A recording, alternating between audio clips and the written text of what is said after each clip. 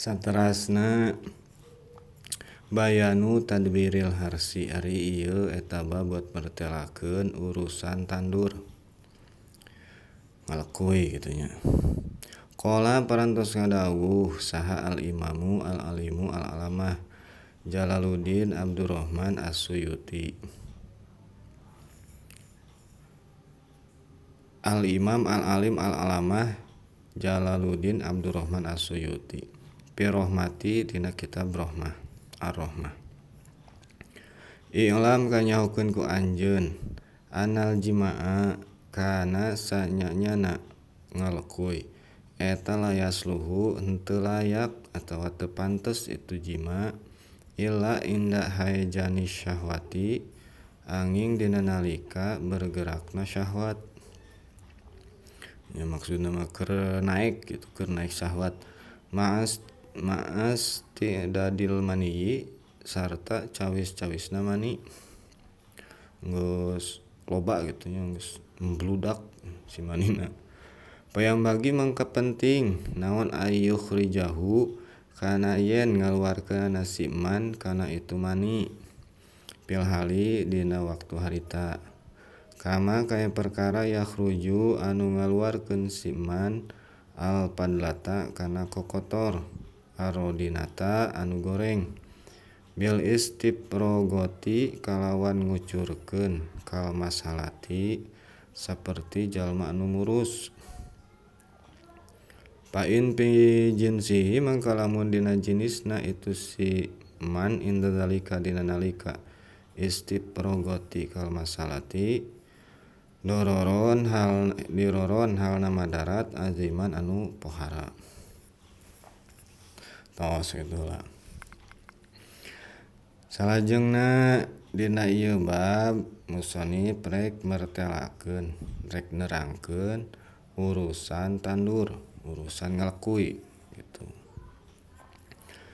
Ta musannif ngutip cariosan Imam al-alim al-alamah Jalaluddin Abdurrahman As-Suyuti dina kitab Ar-Rahmah.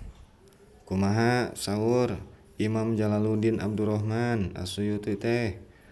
Ta i'lam kudu nyaho anjeun kana sanyanyana ngalekuy teh eta teu pantes teu layak anging dina nalika keur tinggina syahwat, ukur naek kitu nya.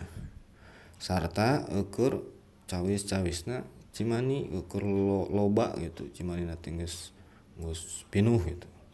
Lila teuing meureun teu dikaluarkeun.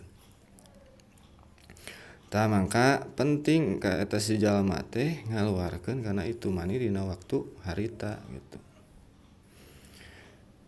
Jadi saur Imam Jalaluddin teh lamun jima eta teh teu pantes dina nalika keur tinggina syahwat jeung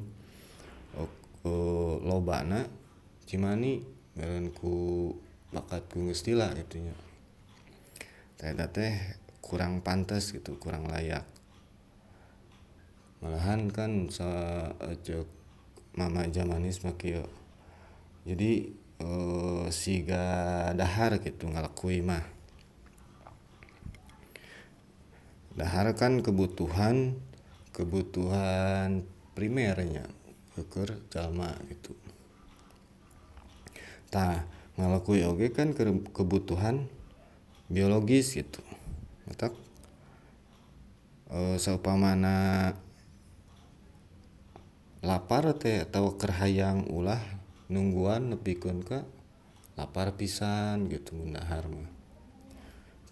Atawa nepikeun ka wareg pisan gitu. Aya peribahasa geuningan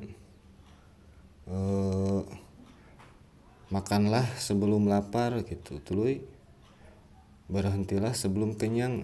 Eta nu peribahasa saha nya eta. Gitu. Jadi ulah nungguan nepikeun ka nepikeun ka hayangna nepikeun ka sange brutal gitu ya. Ulah nungguan kitu. Lamun keur hayang sok kitu nya. eta ge keur anu aya gitu nya wayahna nu can boga mah gitu. Jeung sabun deui meureunan gitu.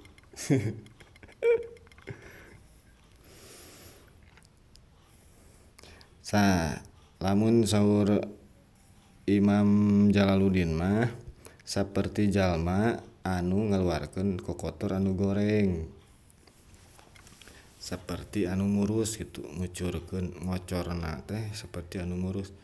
Jadi ta eta teh madarat anu pohara gitu. Disaupamakeun jalma anu ngengke-ngengke atawa nunda-nunda hayang ngising gitu, ngaluarkeun kokotor anu goreng. Nya jima ayeuna dengke-engke gitu nya nepikeun ka sange pisan misalkeun. Tah eta teh saperti jalma anu hayang ngising diengke-engke nya ditetahan gitu nya nepikeun ka ngurus purusut gitu tah. Tah eta teh ngamadaratkeun pohara nya. Ngamadaratkeun kana awak gitu. Gitu. Lamun dahar mah kan nungguan heula sieun lapar gitu. Beda hal jeung puasa gitu. Tah ulah nepikeun ka dina waktu dahar teh wah sagala gitu nya. Nu aya di dapur dibeakeun gitu nya.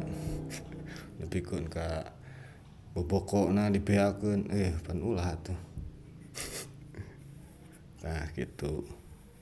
Kantun wal muksiru minal jima'i. Wallahu a'lam bishawab.